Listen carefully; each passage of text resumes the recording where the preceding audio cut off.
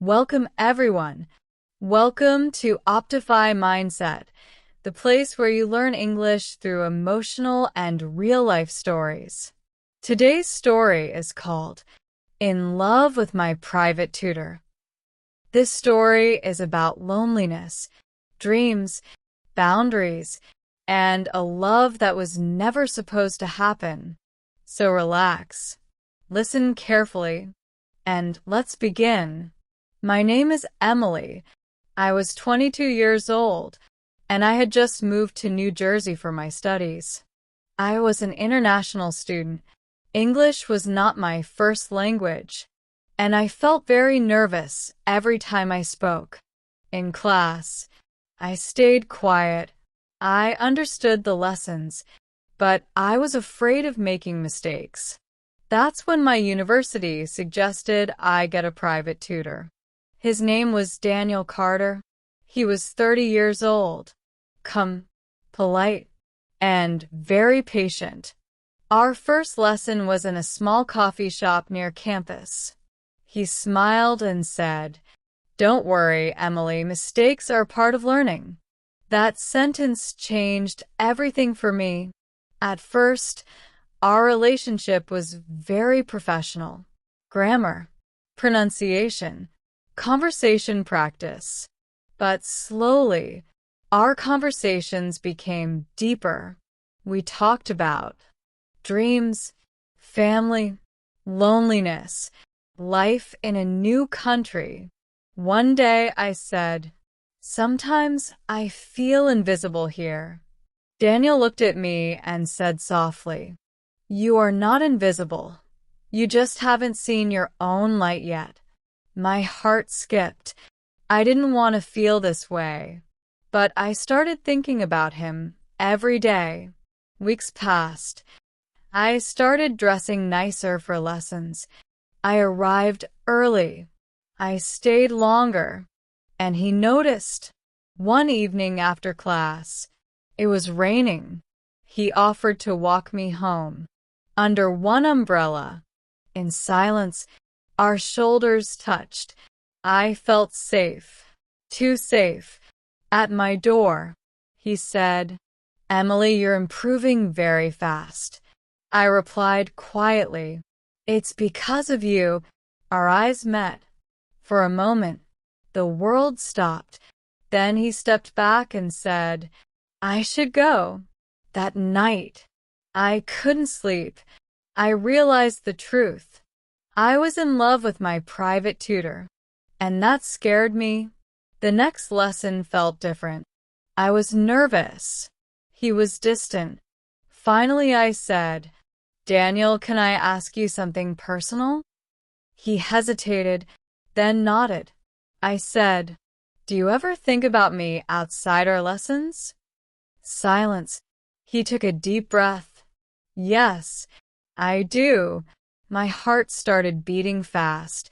But then he said, "And that's why we need to be careful." He explained. He was my tutor. I was his student. There were boundaries, ethics, responsibility. He said, "I care about you, but I don't want to hurt your future."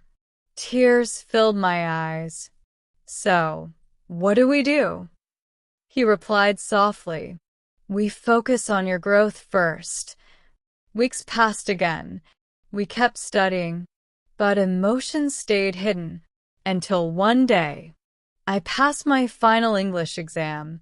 With excellent results, I was fluent, confident, strong. After the results, I met him one last time. I said, "I don't need a tutor anymore." He smiled. "I know. I'm proud of you." I looked at him and said, "Now I'm not your student." Silence. Then he smiled differently. "And now, I'm not your tutor." That day, we went for coffee, not as teacher and student, but as two people, finally free to choose. Sometimes, love doesn't come at the right time. Sometimes, it waits until you become the right person, and sometimes the best love is the one that helps you grow first. After that day at the coffee shop, Daniel and I started meeting more often, not as tutor and student, but as two people learning each other.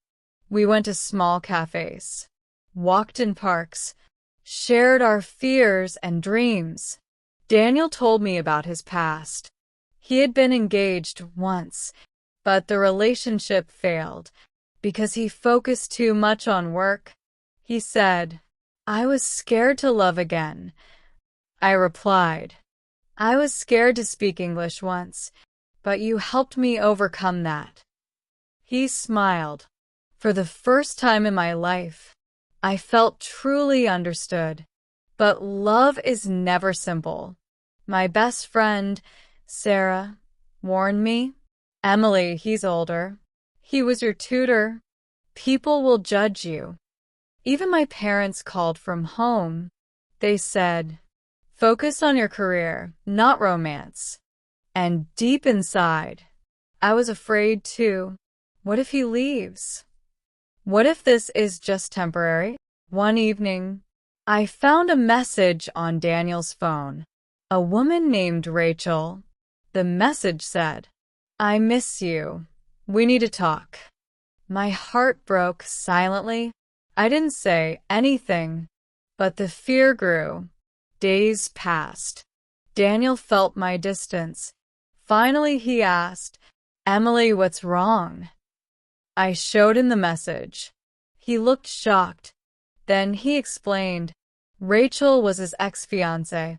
She wanted him back because he recently became successful. He said, "She didn't want me when I struggled. Now she wants the new version of me." Tears fell from my eyes. So, am I just a phase too? He held my hands. "No, you're the reason I changed." But then Rachel appeared in person. She was confident, beautiful, rich. She said, "Daniel, I can give you a better life." For the first time, I felt small. I stepped back. I don't want to compete. Choose what makes you happy. That night, I walked alone, ready to lose him. The next morning, he stood outside my apartment with coffee and shaking hands. He said, "I choose the woman who believed in me before success, not after it." I cried.